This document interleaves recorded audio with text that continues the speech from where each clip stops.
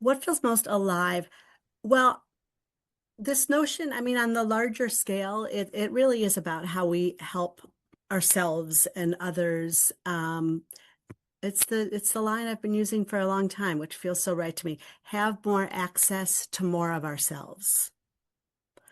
And so the question of how we do that is very alive. I have a few different ideas about that, but that in general is the idea. We have so much capacity, and we're very good at thinking. We're very good at taking in information and trying to make sense of it. But in this world that we're living in, as you well know, as we're all saying, um, the complexity is, I just feel like it's almost an imperative, for us and for the people that we help and support to tap into more of what is possible, both within us and the impact that we can have by that inner work. Mm. Can you share a moment or a story when you've seen you yourself have tapped into more of what's possible, or you've seen a client tap into that? Hmm, sure. Um,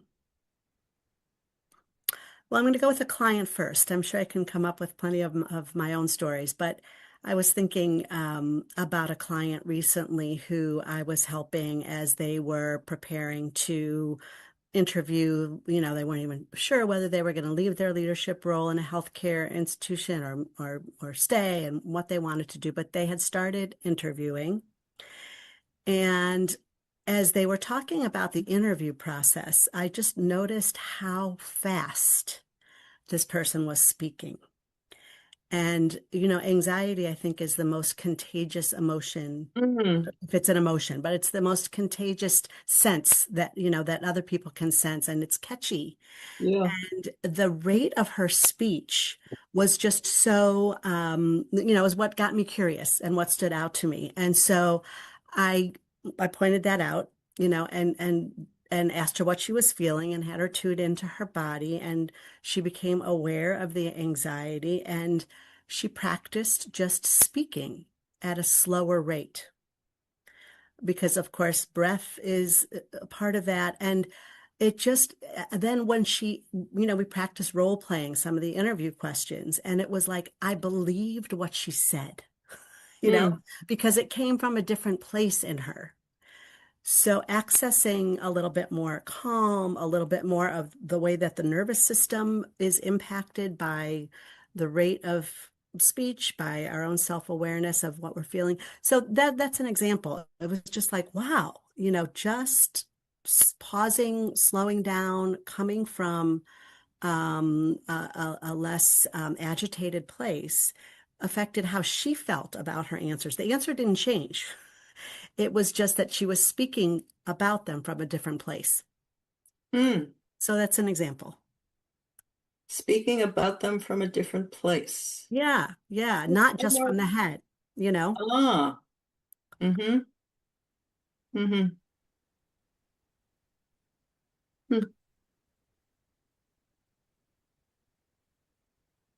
Mm-hmm.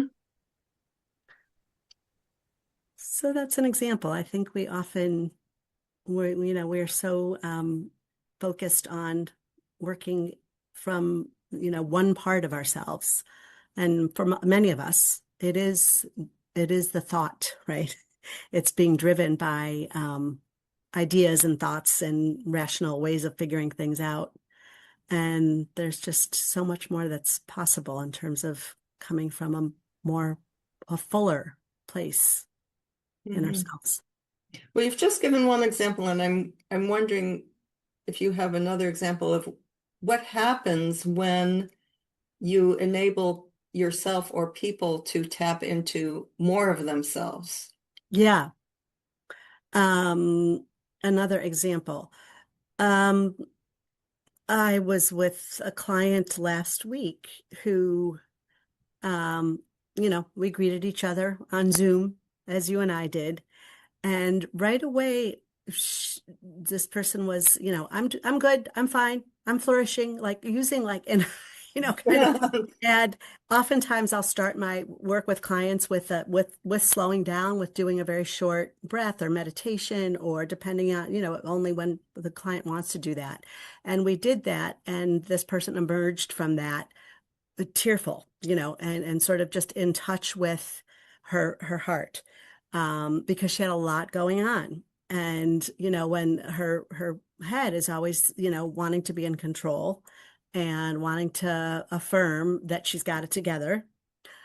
And that's, we need that sometimes. But having the space to kind of actually feel the level of what was going on for her was had to do with family issues in that moment.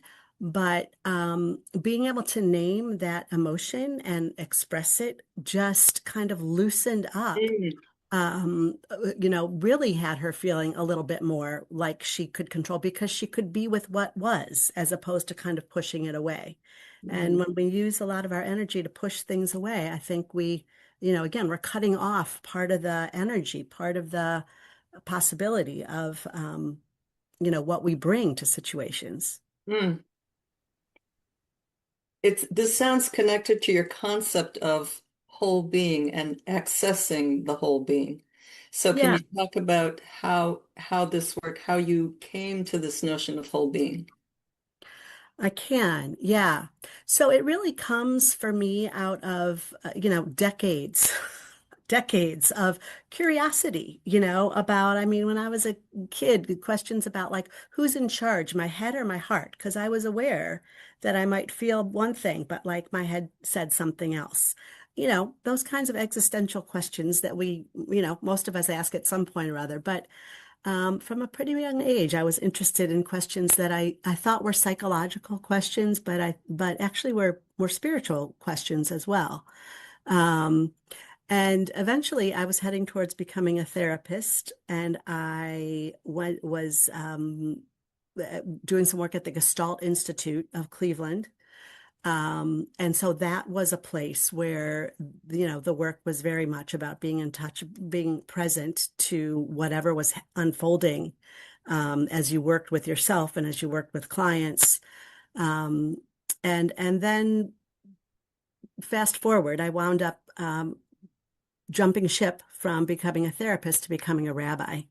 And I did that when I found the movement within which I was ordained, which is called Jewish Renewal, which it really takes very much what we call a four worlds approach to Jewish life. And four worlds is kind of a mystical concept that we are composed of, to simplify it, of body, heart, mind, and spirit.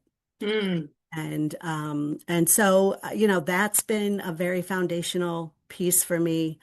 And then fast forward to my becoming a coach, and I found a place called the Whole Being Institute, which I was like, okay, they've had me at hello,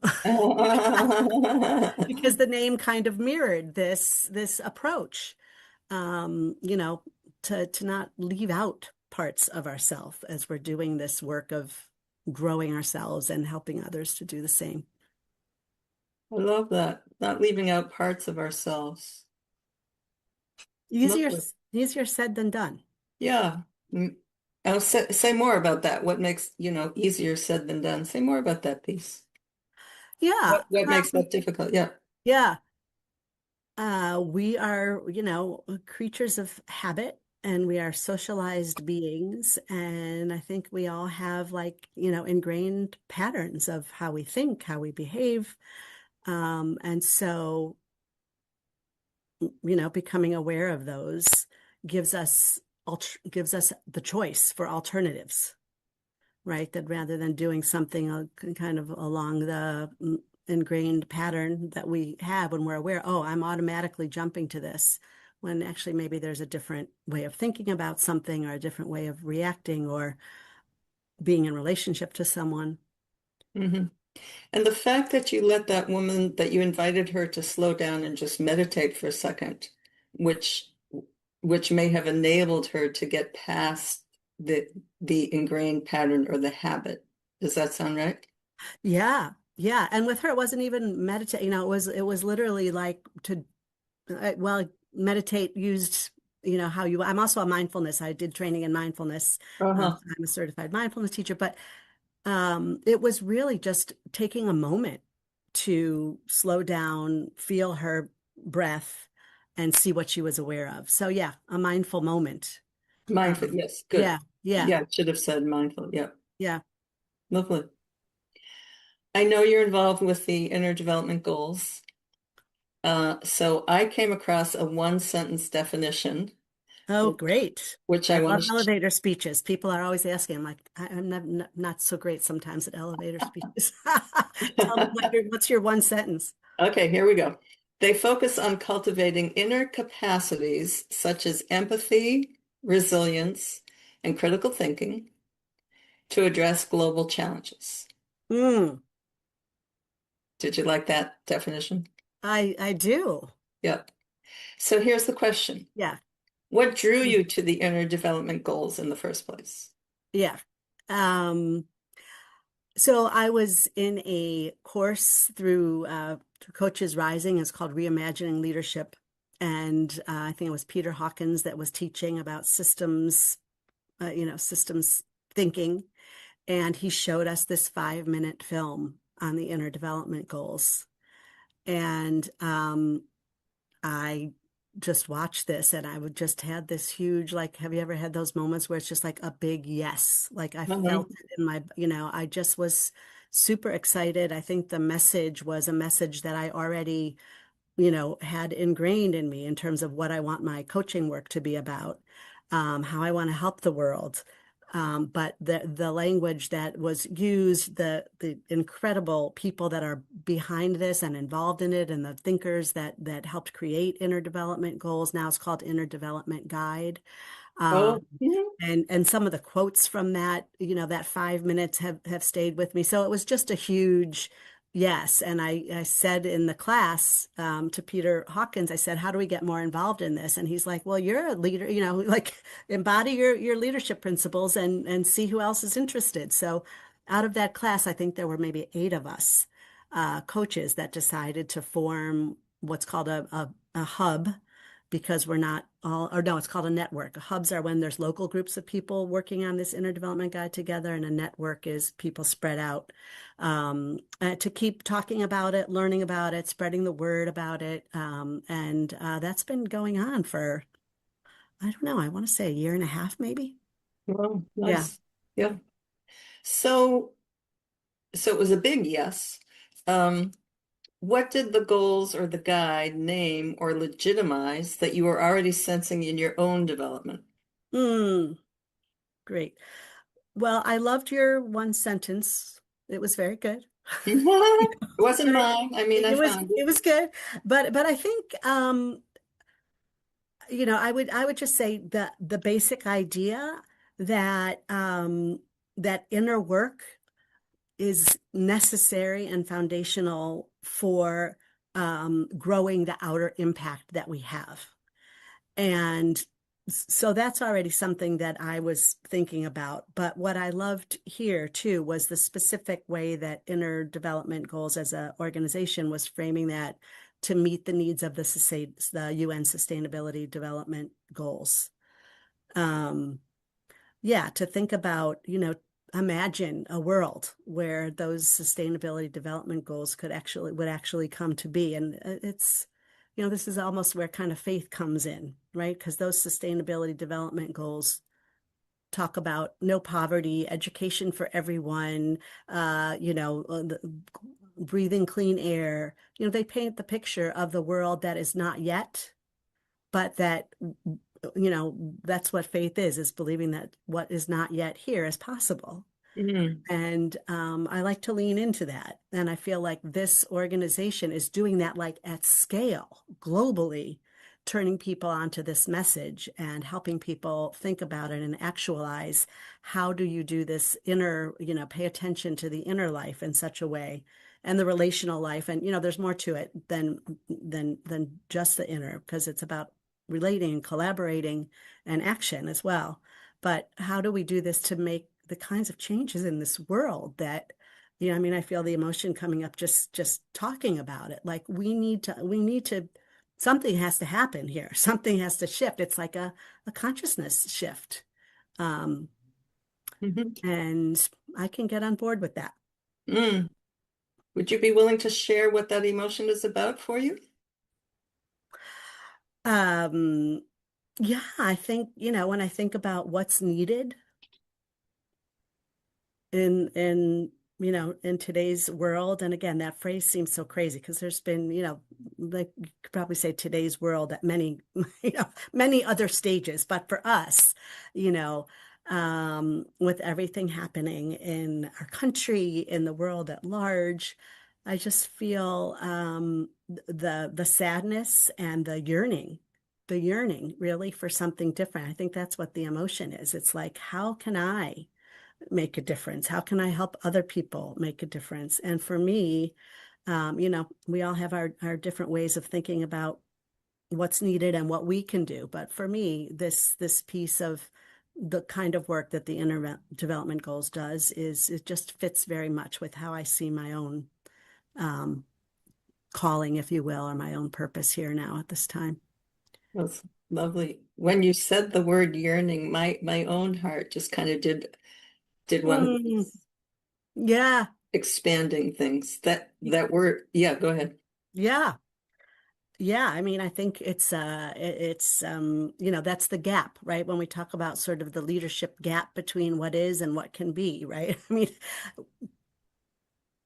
it's the gap between what is happening and what's possible around peace and justice and so much more. Right. Yeah, Something we need more of right now. for sure.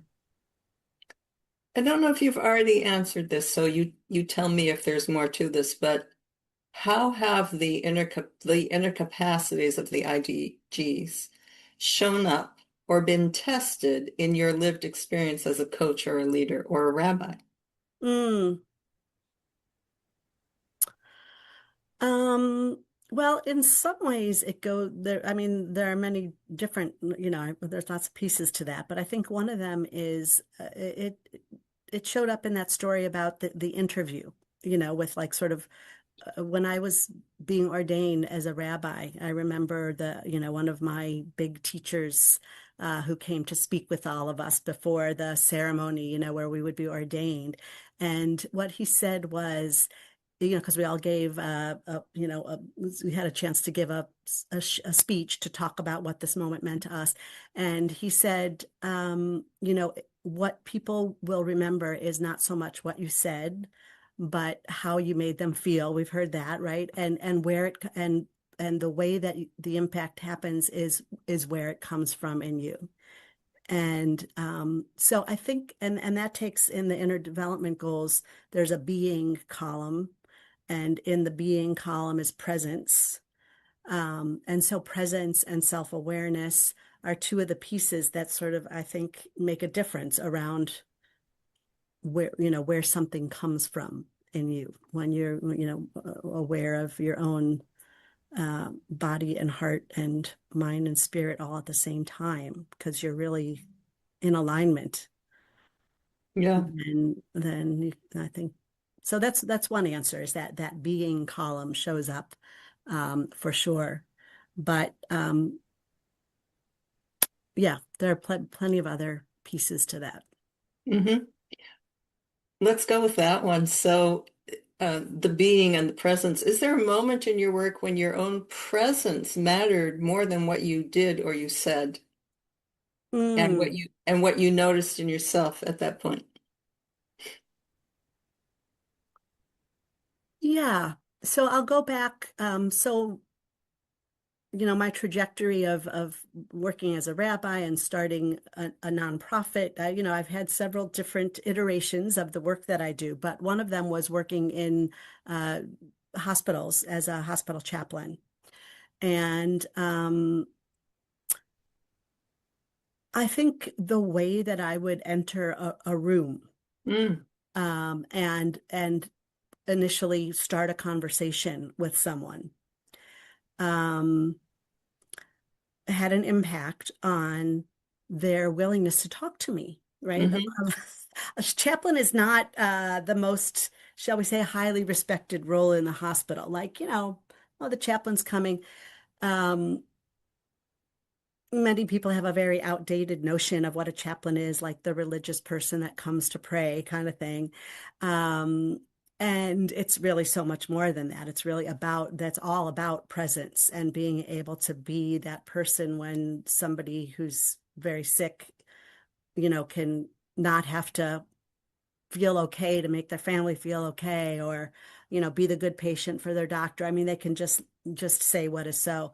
And so there's something about I think my own comfort in my own skin in that role, and just greeting people, just human to human as opposed to role, caretaker to patient, or just heart to heart, human to human, um, opening way of greeting somebody.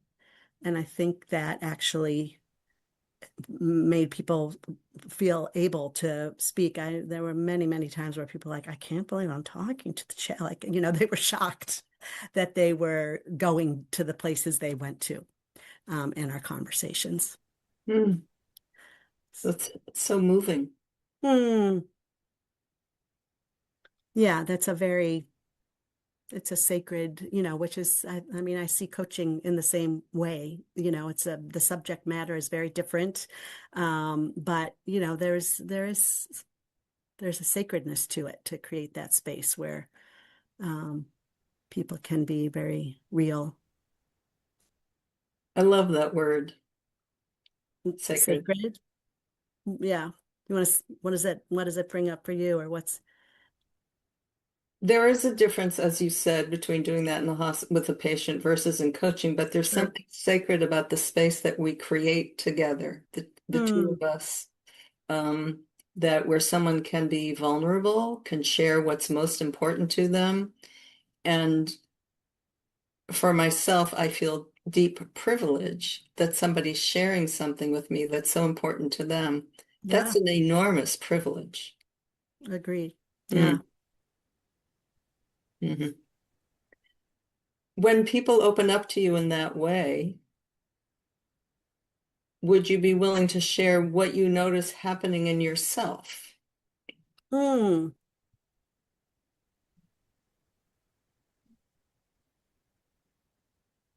Um, it's almost like I don't know what the right word is, but it's almost like a reinforcing loop, Mm, in a way that my own um, presence deepens in the context of somebody mm, else, so it's almost like a reinforcing loop of how that feeling of connection, that feeling of presence, um, that when both people are able to be there, that it just, and I think increases, it doesn't always happen, of course, but increases the capacity for both of us then to go deeper, right?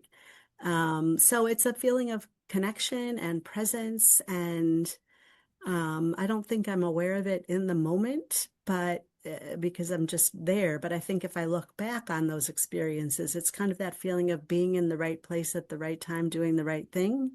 Um, yep. yeah, so that's how I think I describe it. This idea about your own presence deepening, that that's such a rich idea Hmm. that that presence can actually grow and increase,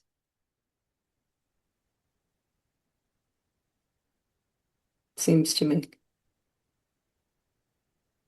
Yeah, I think so. I think the more we realize that we don't have to be brilliant, or say something, you know, say that it really is about being there, being connected, creating space. And so you kind of relax into the session with the client, the more present you can be, and take away a need to perform or have a particular outcome or influence the conversation in a particular direction or way. And again, easier said than done, you know, Hmm. definitely easier said than done.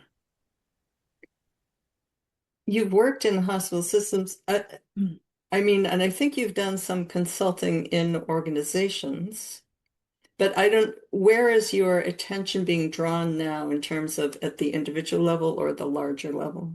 Mm. Um, so that's not an either or. I mean, I know you didn't mean it that way, but yeah, I think it's a both and for me. I mean, I love doing one-on-one coaching.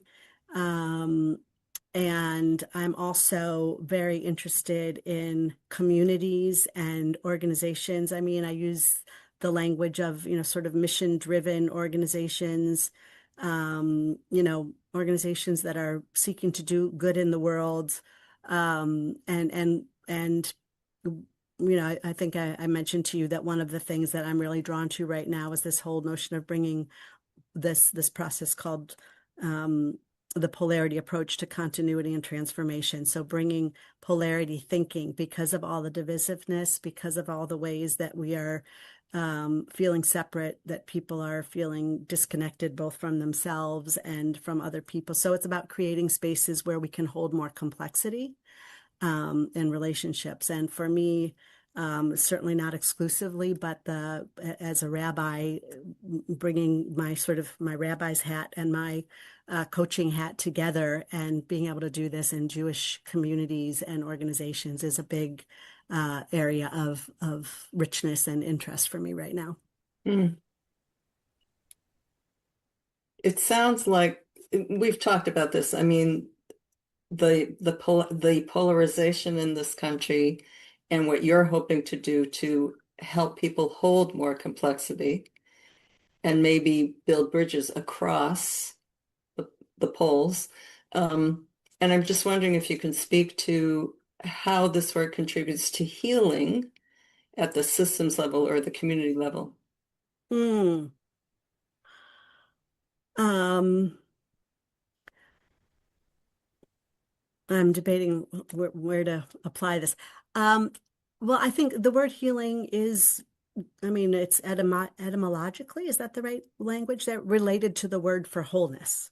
Ah, Yeah, oh, yeah, it comes from the word for wholeness. And so I think that when we have communities or organizations, like let me use an example that it doesn't necessarily feel super alive, but it's just an easy one to say right now. It's like, um, well, one of the organizations that I've been working with and part of actually sort of has a little bit of a polarity of like centralizing, like do we have like who's, or having the work be spread out, right? Decentralizing. Um, and when you're only seeing the benefit of one side of that, because they're both like a lot of value in both of those poles. And when you're stuck in only the way that you've always done it because you're sure that that's the right way, even though it's not really working great, right? You're missing the opportunity of the value of the other side of the pole. So that's an example. So when you can help teams or organizations see that there are two opposing, what we call polarities or wicked dilemmas or paradox or whatever language you want to use, and see the positive side of both, right? Not that everybody always has to agree or that one's right over the other, but find the positive value of two right. contradicting values, then you're opening up a Yeah. side that has been unseen, So can I right? ask you, can you Yeah. think of one moment where you've actually seen this happen? Um, well, I mean, I will go with just because it's the most alive example for me personally right now. But the notion of in many Jewish communities, we have many people who believe that their Judaism is manifested value-wise. And there's like the particularism versus universalism. So I have seen like communities transform when people go with, can get out of the narrative that they've been taught forever, right? Because we've been taught one narrative, and there's another really important and true narrative. There are two truths about that land, and there are two stories. And only when, seeing people open up to learn about, to relate to. I'm very active in a group called the Sisterhood of Salam Shalom, to bring women together who otherwise would never know each other as Muslim and Jewish women. But those are some examples, right? When you sort of can take down the notion of here's an other that I'm not part of, and you can open up to really seeing and understanding a different side of a story that's also true. I think that brings healing, that brings wholeness, that brings a capacity. You don't have to agree with each other, but you have to see each other as valuable, and worthy human beings and be able to work with and or be in community with Mm, each other. yes, Yeah. thank you. Yeah. So, lastly, what's something you're still learning how to do that feels important in your practice? All of it. um, um, Yeah, I mean, I think I'm learning all of it.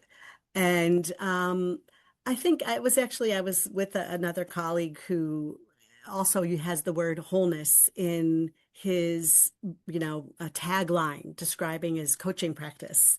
And he said, "How do you brand wholeness, Simcha?" And we both just started cracking up. And we're like, "I have no idea."